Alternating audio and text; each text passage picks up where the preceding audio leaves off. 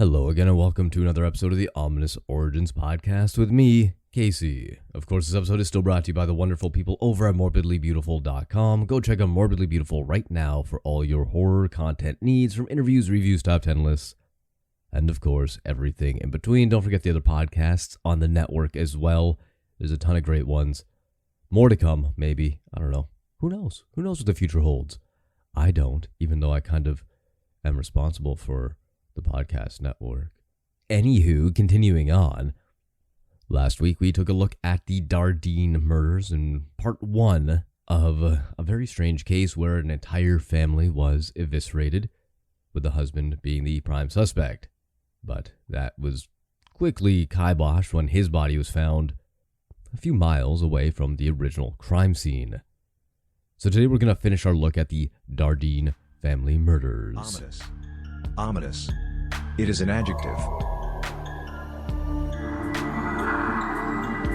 Sounds like someone breathing.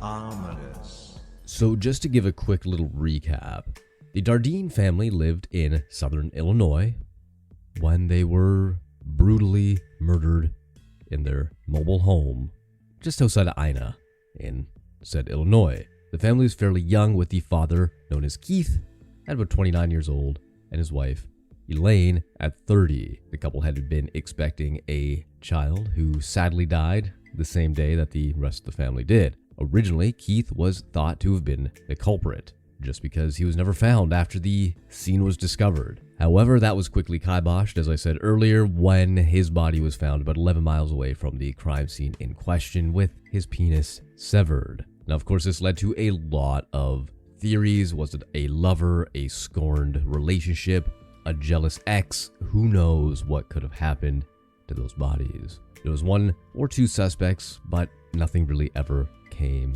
of the investigation.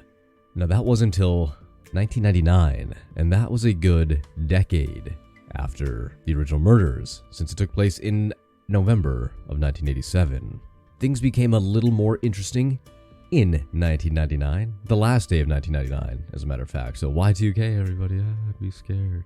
Anybody under the age of 30 probably won't get that. Anyway, another serial killer in Texas would bring himself to the attention of the investigation in Illinois. That is after the original thought that Angel Maturino Resendez was a suspect. He's a serial killer who was active as well in the southern United States around the same time as this murder took place.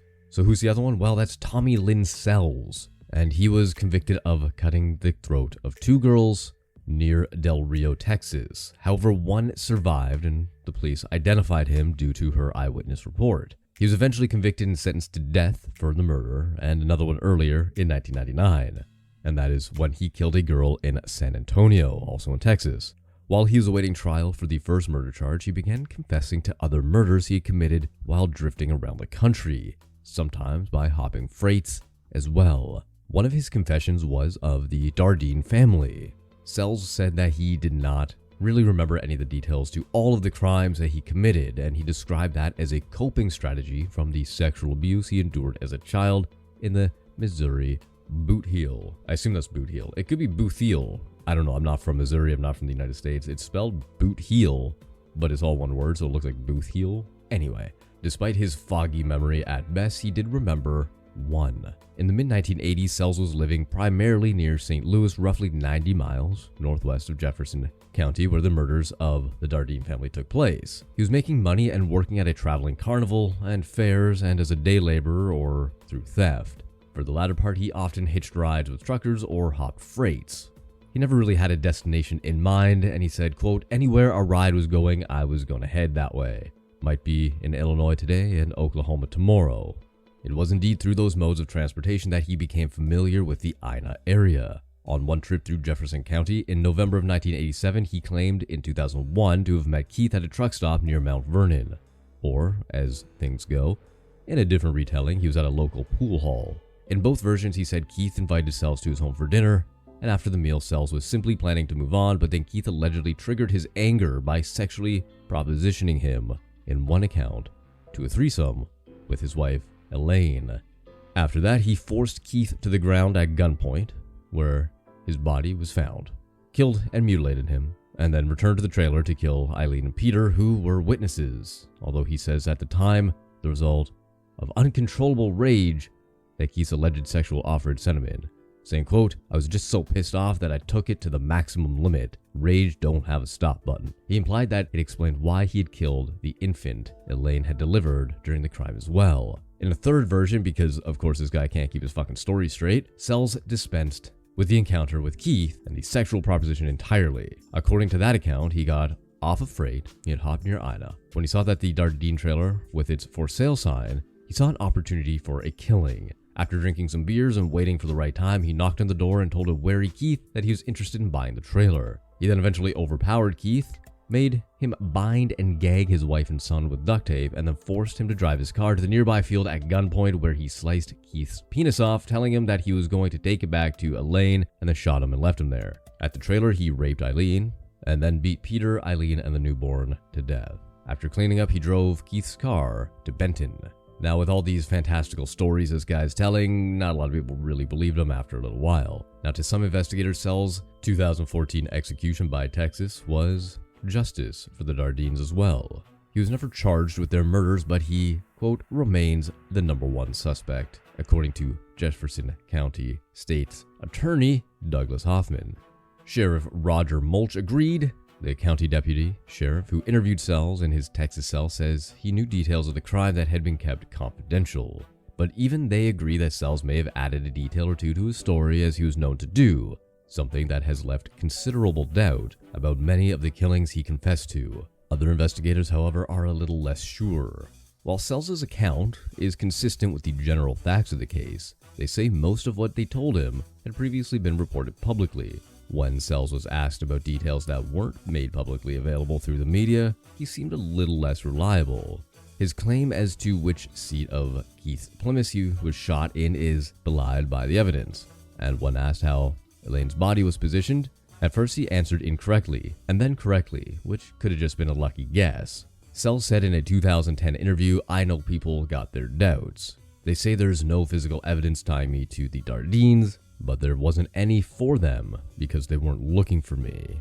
I moved. I was always a transient." Police in Texas confirmed Sells was responsible for 22 murders, but came to believe that in conscious imitation of another serial killer, Henry Lee Lucas, he was trying to avoid the death penalty by confessing to his crimes he had not committed to and taking advantage of the judicial system's gratitude. Their counterparts in Illinois thus wanted to take Sells to Ina so they could see how well he knew the area and the locations relevant to the crime. He claimed he could lead them to missing evidence. However, Texas law does not allow prisoners on death row to be taken out of state, and authorities there were unwilling to find a way to make an exception.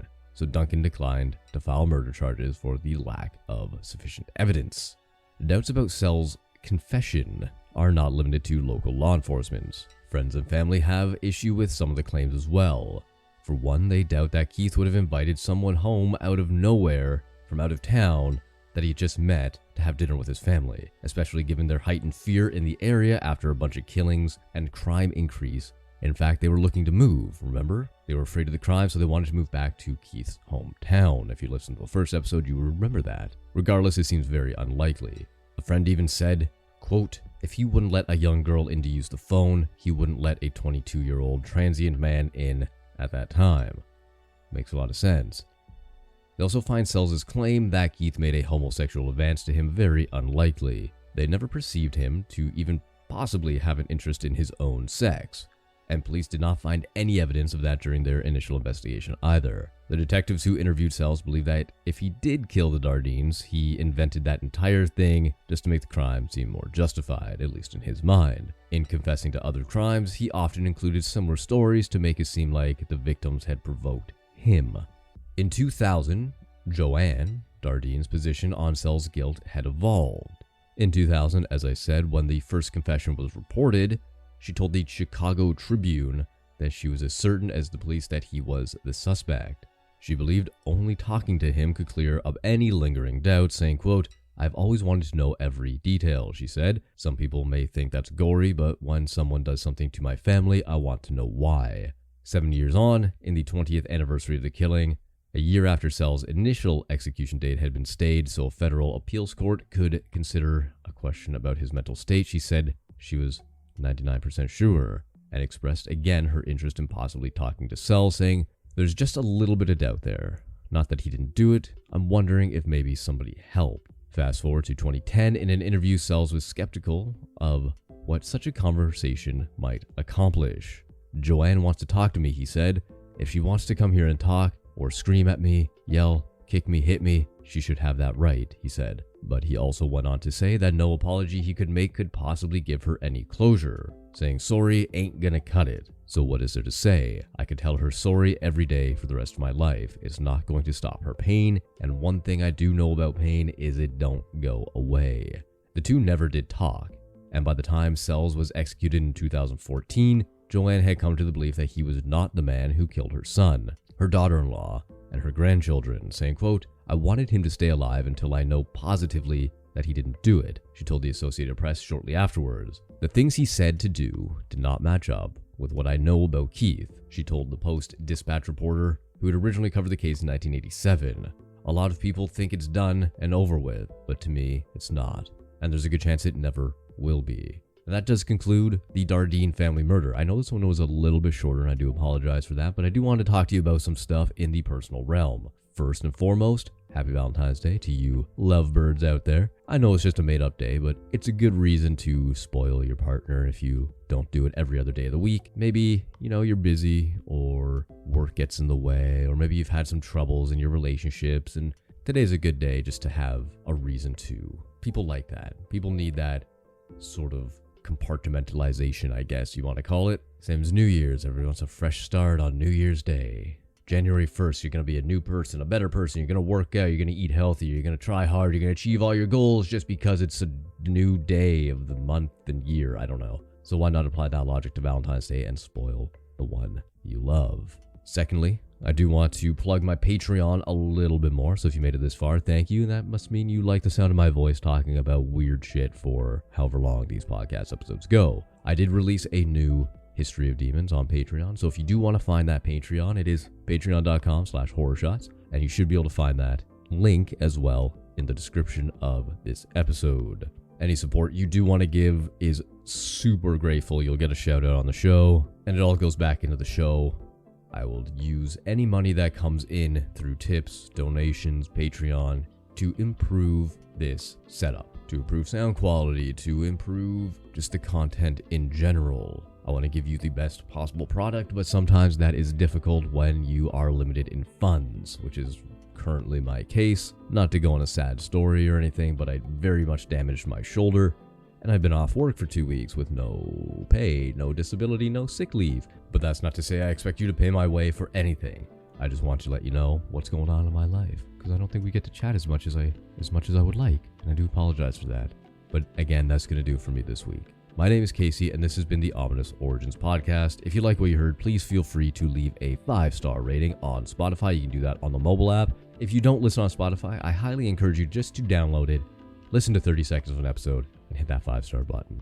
If you do, let me know on any of the social medias, and I will give you a shout out as well on the show. Apple iTunes is still a thing. You can still leave a review on that as well if you would like. You can leave actual reviews, not just a rating. So if you want to say something to me, feel free. That'll get read out on the show, provided it is a 5-star review. If you do want to hit me up on social medias, feel free to do so on Instagram at Ominous Origins Pod, or on Facebook at Horror Shots. I've kind of given up on Twitter. Don't even bother on there. I don't even care about it anymore. It's a shit show on Twitter. So that's that. Until next time.